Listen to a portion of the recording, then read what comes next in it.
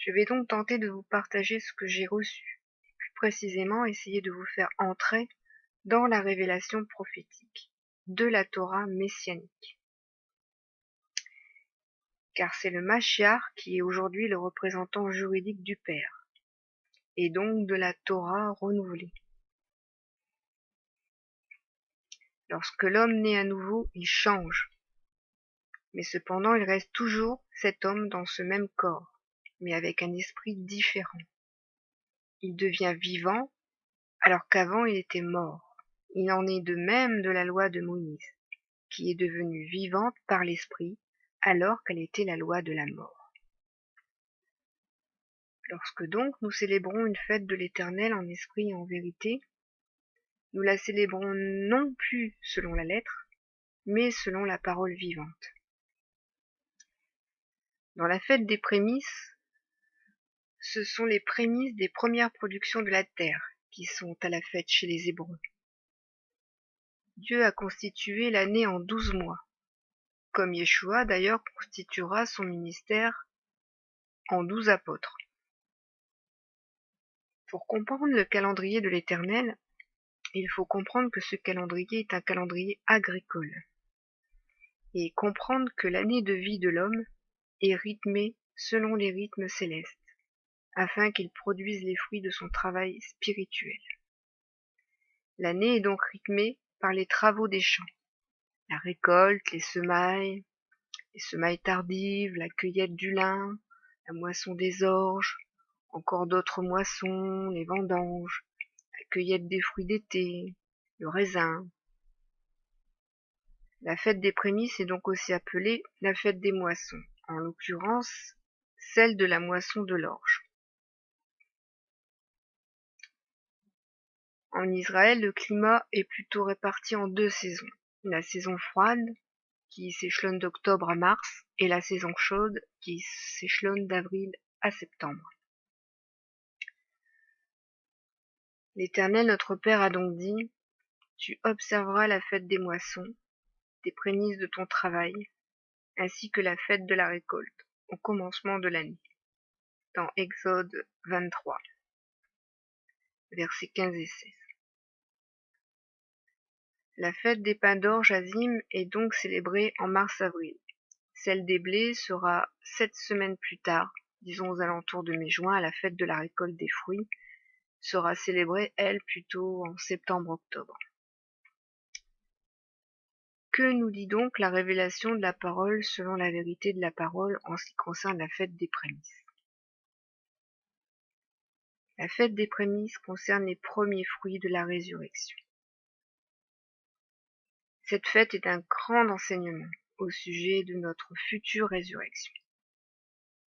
Alors que je pensais terminer cet article le soir au coucher, juste après le Shabbat du 7e jour de la fête des pains sans levain, l'Esprit Saint m'a conduit vers la parole de Paul, afin de confirmer la révélation de la parole vivante. Et je suis tombée sur 1 Corinthiens 15 qui dit « Mais maintenant Christ est ressuscité des morts. Il est les prémices de ceux qui sont morts. Car puisque la mort est venue par un homme, c'est aussi par un homme qu'est venue la résurrection des morts. » Il sera dit plus loin, « Comme tous meurent en Adam, de même aussi tous revivront en Christ. Mais chacun en son rang. Christ comme prémisse, puis ceux qui appartiennent à Christ lors de son avènement. » Tout est contenu en 3 versets. Il est dit aussi dans David, dans son psaume 126, « Qui a semé dans les larmes moissonne dans la joie. On revient avec joie chargé de gerbes. » Cette fête célèbre la joie après les larmes du deuil du Mashiach, car voici qu'il est ressuscité, lui qui a semé la parole de vie et de vérité à tous, selon la volonté de son Père, lui qui est devenu vivant, afin que nous puissions récolter les fruits des prémices de la vie éternelle. Car notre vie éternelle est à venir. Mais le Père Céleste donne tout en son temps, les produits de la terre et les produits du ciel, afin que l'homme puisse vivre sur la terre, mais aussi au ciel. Il est donc bon de remercier le Père Céleste pour ce qu'il nous donne. Car si le Fils est ressuscité, c'est par la puissance de l'Esprit Saint du Père. Et ce que le Père céleste donne à l'homme, ce sont à présent les produits, les fruits du ciel, par le don de son Esprit Saint. Cette fête se fête juste après la fête des pains sans levain. Parce que durant la fête des pains sans levain, l'homme, l'Adam, fut délivré de tout le vieux levain, c'est-à-dire délivré du péché, par la mort du Machiar et par sa résurrection. Ressusciter, c'est naître à nouveau de l'Esprit. Yeshua était le Fils de l'homme, donc le fils de l'ancien Adam. Adam en hébreu veut dire homme.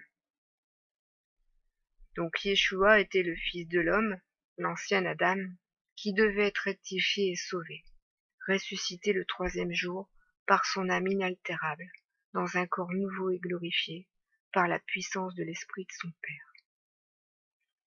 Les prémices sont donc les premiers fruits, et en l'occurrence dans le Machiar, ce sont les premiers fruits de l'Esprit. L'homme qui se repent et qui meurt en Machiar sera né de nouveau par l'Esprit, et appelé à vivre des fruits de l'Esprit, et également à porter les fruits de l'Esprit qu'il aura reçus. Car il est dit, ce qui est né de la chair est chair, mais ce qui est né de l'Esprit est esprit. Ainsi celui qui est né à nouveau de l'Esprit, de la loi de vie, sera amené selon la justice de la loi de vie, à marcher selon la justice et la vérité du Père. Et c'est ainsi que cet homme portera de bons fruits. L'homme ne marchera pas de lui-même, mais selon l'Esprit et la volonté de Dieu qui demeure à présent en lui. Il est intéressant de toujours se rapprocher de l'hébreu pour comprendre la parole de Dieu. Prémisse en hébreu se dit bikor. Je ne sais pas si je le prononce bien, mais je vais vous l'écrire sur la vidéo. Bikor, qui signifie prémisse, premier fruit, premier raisin, figative ou primeur. Il faut savoir que la parole de Dieu fonctionne toujours comme un arbre. Si l'on veut connaître mieux l'arbre, il faut regarder où celui-ci prend sa racine. La racine du mot bikor est le verbe bakar, qui signifie premier-né, premier enfantement, mûrir. Les prémices sont donc bien liées à l'enfantement, et donc à la nouvelle naissance, et donc à la résurrection. La parole de Dieu confirme donc cet enseignement de l'Esprit. Tout premier-né de l'Esprit appartient à l'Éternel, au Père céleste. L'homme né de nouveau donnera donc les fruits de l'Esprit. Si vous êtes né à nouveau, c'est par l'Esprit que vous êtes issus d'une vie nouvelle en Yeshua, par la volonté sainte du Père et par sa miséricorde donnée à tous qui désirent entrer dans la vie éternelle. La vie éternelle est une vie de justice et de droiture, et si l'Esprit demeure à présent en vous, c'est afin que vous soyez des enfants de la justice et de la vérité, devant la face de ce monde d'iniquité. Car ce que le Père met en ce monde, ce sont des témoins de sa vérité, de sa justice. Jean a dit, dans 1 Jean 3, versets 9 et 10, « Quiconque est né de Dieu ne pratique pas le péché. » Et oui, quiconque est né de Dieu ne pratique pas le péché. Parce que la semence de Dieu demeure en lui, et il ne peut pécher. Parce qu'il est né de Dieu. Alors donc, si vous voulez savoir réellement si vous êtes né à nouveau, ce n'est pas difficile. Est-ce que vous êtes encore soumis au péché? Oui ou non? Là, il faut être sincère vis-à-vis de soi-même, il faut s'examiner parfaitement. Parce que Dieu vient chercher un peuple saint, une épouse sans ride, sans tache. Si vous n'êtes pas totalement saint, vous n'êtes pas né à nouveau. Et donc vous n'avez pas été conduit par l'Esprit Saint à la sanctification. Donc ça c'est quelque chose à comprendre, quoi. On ne peut pas pécher quand on est né à nouveau. On ne peut plus pécher. C'est impossible. Quiconque est né de Dieu a été ensemencé par la parole, par le germe de Yeshua, par sa parole de vérité et de vie.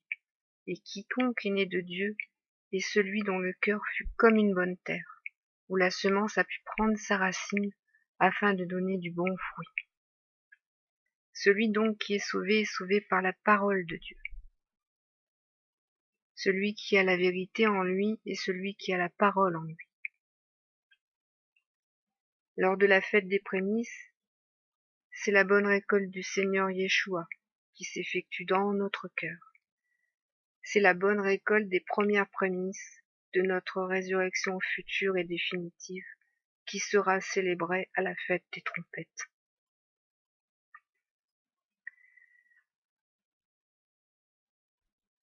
Je vais terminer par ce que Paul dit dans 1 Corinthiens 15.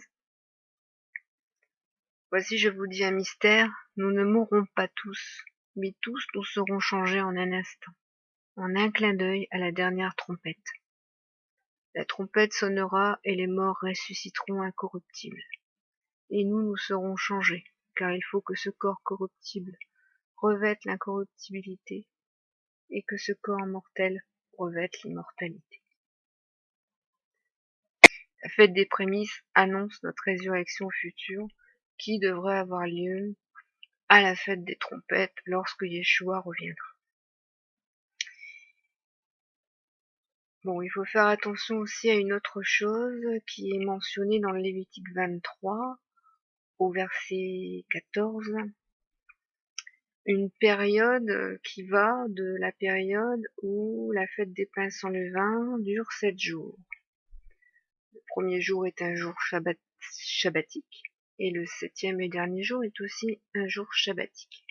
À la fin de ce 7e jour et à compter de la fin de ce 7e jour, jusqu'au jour où on apportera l'offrande à Dieu, c'est-à-dire le jour des prémices, il est dit: vous ne mangerez ni pain, ni épis rôtis ou broyés, jusqu'au jour même où vous apporterez l'offrande à votre Dieu. Alors, quand l'Éternel nous dit vous ne mangerez ni pain ni épis rôtis, c'est par exemple des céréales soufflées, parce que ce sont des épis qui ont été cuits, des pâtes cuites, la pizza, parce que la pâte de pizza, bon, c'est de la farine, ça a été cuit, c'est des céréales, les biscuits, ça comprend aussi tout ce qui est pâtisserie, viennoiserie, tout ce qui a été mis au four en gros, qui sont faits à base de blé et autres céréales cuites et donc rôties. Ou des épis broyés, c'est-à-dire transformés sous forme de farine. Donc tout plat à base de farine de céréales sous toutes ses formes. Voilà, ça dans cette période-là, autant on pouvait manger du pain, même sans levain pendant la période des pains sans levain, autant là, pendant cette période-là, il ne faut même pas manger de pain. Voilà.